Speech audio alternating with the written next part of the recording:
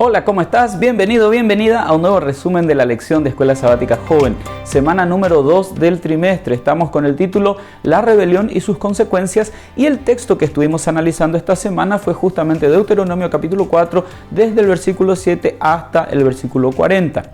Los primeros 4 capítulos de Deuteronomio son una recapitulación de la historia de Israel, específicamente desde la liberación de Egipto, que fue Dios quien hizo esa liberación, hasta la llegada al Jordán, a punto de pasar a la tierra prometida. Y lo que Dios quiere es que el pueblo recuerde todos los cuidados que tuvo Él para con Israel. Ahora, justo antes de que Moisés recapitulara sobre las 10 palabras o los 10 mandamientos, él hace 2 cosas. Por un lado, hace una apelación, un llamado. Recuerden que ustedes se rebelaron varias veces y que esas rebeliones han tenido sus consecuencias. Por otro lado, Moisés hace una advertencia, y es que si ellos se siguen rebelando, vendrán mayores consecuencias. A lo largo del Antiguo Testamento tenemos muchos textos que utilizan estas consecuencias posibles como una predicción de lo que sería incluso el exilio babilónico, digamos, la peor rebelión y la peor consecuencia de la historia de Israel. Dios quiere la felicidad de su pueblo en esta tierra, por eso preparó Canaán, por eso preparó todo eso, pero más interesado Él está en la felicidad eterna de su pueblo en la Canaán celestial. Es por eso que Él va a usar todos los medios a su alcance e incluso va a permitir que las consecuencias de los actos de su pueblo recaigan con toda la fuerza posible. Pero aún en ese texto en donde Dios está avisando sobre el exilio, Él también está prometiendo que allí, en el pozo más profundo, Dios también estaría con su pueblo. El corazón es la clave para ser fiel, y es por eso que Deuteronomio está lleno de referencias al corazón. Y Moisés hace un llamado al autoexamen. Él prácticamente le dice a Israel: recuerden lo que Dios hizo por ustedes. Todo lo que ustedes vieron está guardadito allí en el corazón. Así que recuerden, recapitulen sobre eso. Y no solo eso, hablen también a otras personas sobre lo que Dios hizo con ustedes. Y de esa manera el recuerdo se va a consolidar en sus corazones. La experiencia con Dios se va a hacer cada vez más fuerte. Hoy en día, muchos años más tarde, Dios hace el mismo llamado al Israel espiritual, a vos y a mí. El capítulo 4 de Deuteronomio incluye varios mandatos a no hacer imágenes ni adorar otros dioses. Hay que recordar que Moisés le está hablando a un pueblo de Israel con amplios antecedentes en cuanto a la idolatría. Imagínate que mientras él estaba recibiendo las tablas de los 10 mandamientos en el monte de Sinaí, ellos estaban armando la gran fiesta adorando la estatua de un becerro de oro. Esto nos habla un poquito de que los corazones de los israelitas en realidad no estaban en donde debían estar. De allí que podemos percibir esta tendencia, y que va a ser también potenciada por la presión de los pueblos vecinos. Y aquí una vez más podríamos recordar que la presión de alrededor es fuerte, ¿no? Y puede empujarnos en una dirección por más que no querramos ir hacia allá. De allí que es muy importante que si nos vamos a rodear de personas que nos van a presionar a algo, que nos presionen a ir al reino de los cielos. ¿Qué te parece esa idea? Un poco extraña, pero es una buena idea. La idolatría puede tomar muchas formas, y de hecho la idolatría, cuando hablamos de ella, podemos hablar de algo que está generalizado, pero también está individualizado. Es decir, cada uno de nosotros tiene una forma específica en la cual podría estar idolatrando a algo o a alguien. Moisés, que era Moisés, el líder de Israel, cometió algunos errores. Por ejemplo, él le terminó echando la culpa de su propio pecado al pueblo de Israel. Lo hace aquí en Deuteronomio 4 y después en su último sermón. Pero en el libro de Números, Dios es muy específico cuando le dice a Moisés: no, Moisésito querido, vos pecaste y es tu culpa, fue tu decisión.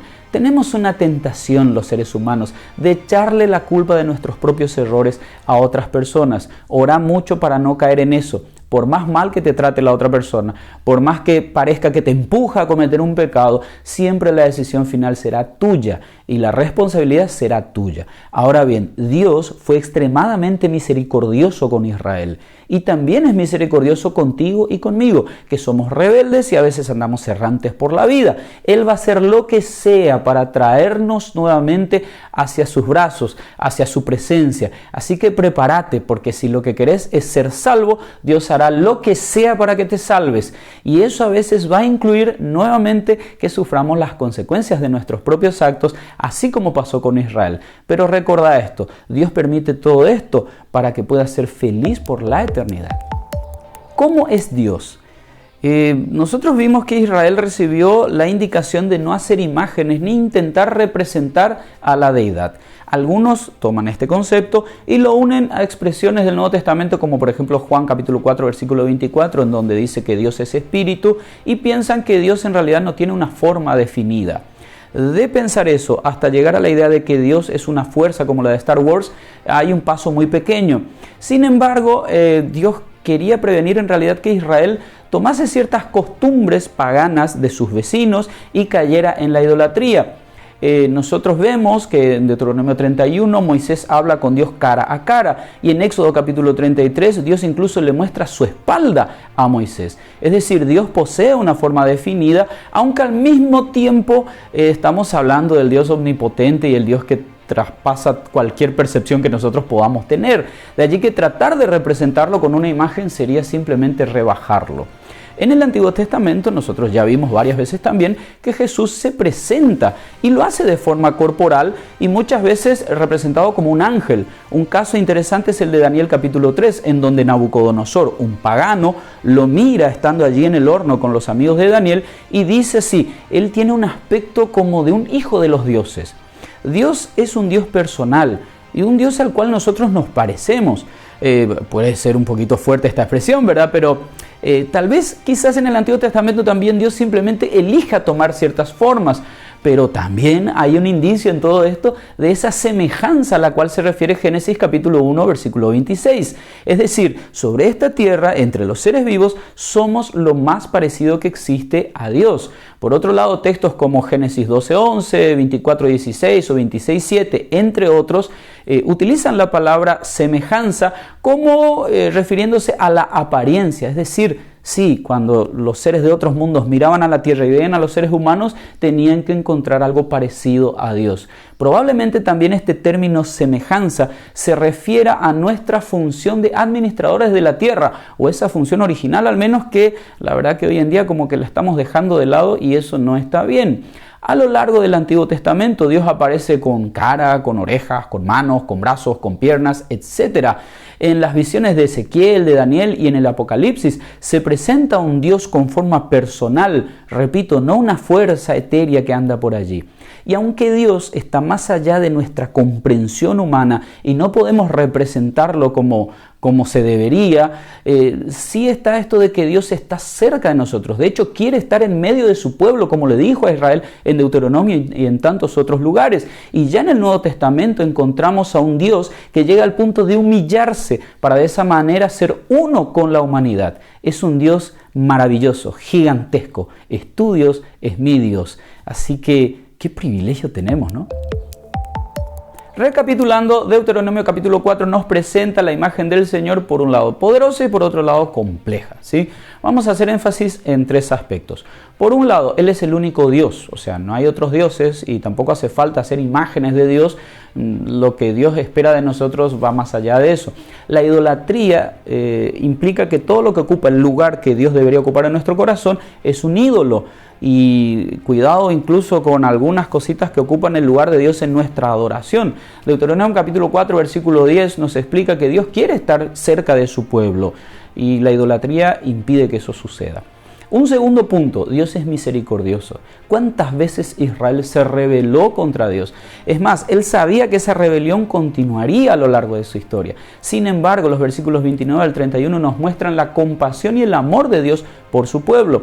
La liberación de Egipto debería ser el fundamento de la fe de Israel. Es decir, ellos podían mirar los milagros del pasado y ver con seguridad el futuro, porque ese mismo Dios seguiría haciendo milagros. Y aquí entraría entonces la confianza que Israel debería tener en ese Dios que estaba comprometido con el pacto, por más que su pueblo no recordaba a veces ese mismo pacto.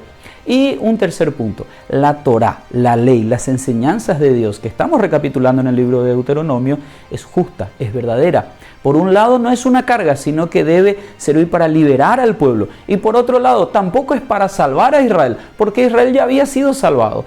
Esto de guardar la Torá, de obedecer los mandamientos y las enseñanzas del Señor, era un resultado directo y fruto del agradecimiento por la liberación que habían recibido.